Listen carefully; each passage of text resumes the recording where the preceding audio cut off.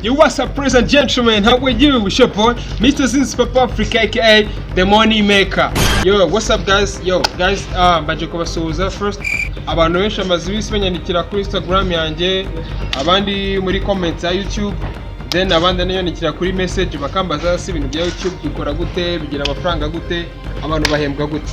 So guys, ngiye kubakorera kino kintu kubereka online nabahaye amalinki, bamwe bambwira ngo bananiwe ku accessinga, ariko noneho ngiye kubyoroshya.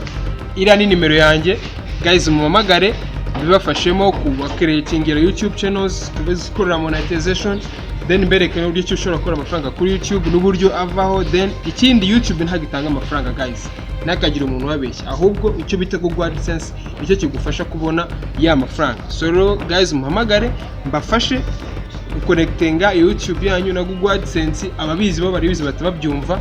Yeah guys, iyo nshaka kubafasha muhamagare nimero, ndabasobanurira byinshi, babwire nuko bikorwa. So guys, make sure yuko muhamagara, cyangwa se abakeneye amalinki ugomba kubita video uburyo kibikorwamo, mumbwina bwo munyandikire mbakubite amalinki mubyikorere nta kibazo, ariko ababishaka ndayabafashamo nta kibazo.